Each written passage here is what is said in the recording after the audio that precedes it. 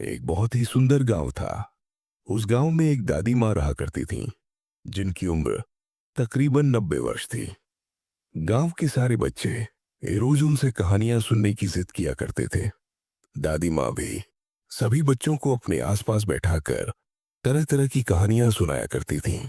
एक दिन की बात है, एक लड़के ने दादी माँ से जिद की कि आज वह डरावनी चुड़ैल की कहानी सुनना चाहता है।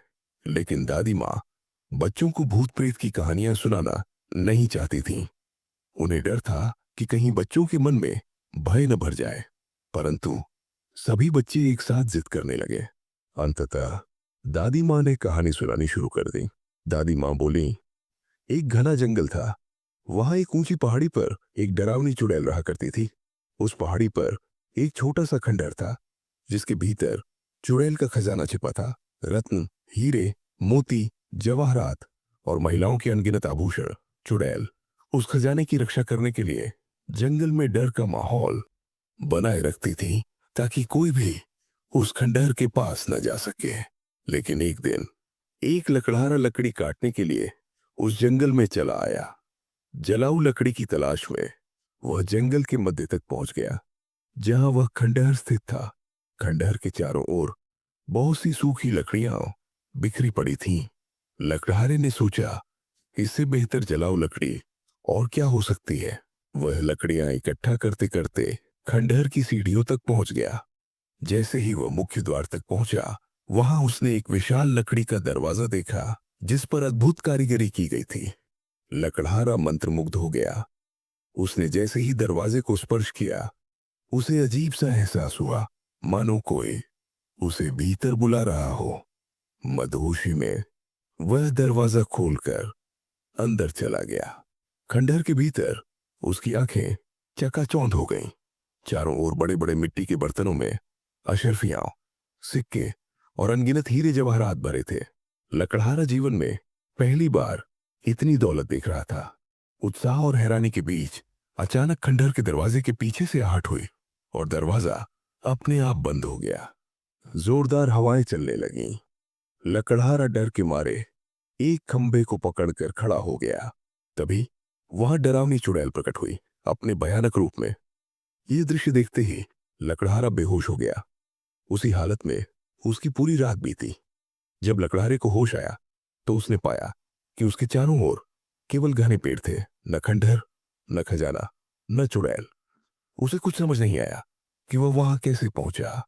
लकड़हारा हिम्मत जुटाकर अपनी जेब टटोली, तो उसे वहां एक सोने का सिक्का मिला। सिक्का देखकर वो बहुत प्रसन्न हो गया। उसने सोचा, मेरी जान भी बच गई और एक बड़ा इनाम भी मिल गया। खुश होते हुए वह बिना लकड़ियों के ही अपने गांव लौट आया। गांव पहुंचकर उसने अपनी कहानी सबको सुनानी चाहिए, लेकिन किसी ने कोई प्रतिक्रिया नहीं दी। उसे अजीब लगा, मैं इतनी जोर से बोल रहा हूं, फिर भी कोई मेरी बात क्यों नहीं सुन रहा। वह पास रखे पानी के बर्तन में मुंह धोने के लिए झुका, लेकिन पानी को छू भी नहीं पाया। तब उसे आभास हुआ, शायद वह अदृश्य हो गया है, या शायद उसकी मृत्यु हो चुकी है। इतना कहकर दादी माँ ने बच्चों को पुकारा। दरअसल कहानी सुनते सुनते सभी बच्चे गहरी नींद में चले गए थे। जब बच्चों की आंखें खुली, तो उन्होंने पाया कि उनके हाथों में एक एक सोने का सिक्का था। लेकिन वह लड़का, जिसने दादी माँ से डरावनी कहानी सुनाने की जिद की थी, गायब था। दादी माँ ने उसे चारों ओर ढूंढा, लेकिन वह कहीं नहीं मिला।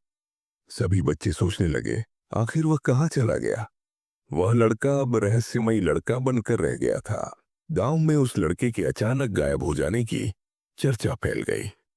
बच्चे सहमे सहमे से हो गए। दादी माँ ने सभी बच्चों को पास बुलाया और धीमे स्वर में कहा, कुछ रहस्य ऐसे होते हैं जिन्हें समझना आसान नहीं होता।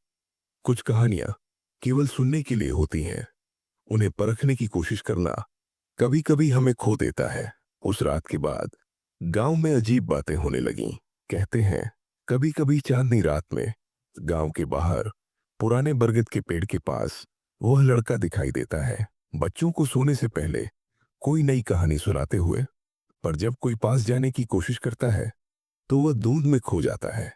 दादी माँ अब भी हर रात बच्चों को कहानियां सुनाती हैं, पर अब कोई भी उनसे डरावनी कहानी की जिद नहीं करता। अगर आप लोग चाहते हो कि इसका स्टोरी का दूसरा पार्ट भी आए तो कमेंट में पार्ट 2 लिखना ना भूलें।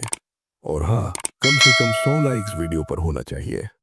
तो चलिए नेक्स्ट पार्ट में मिलते हैं। बाय।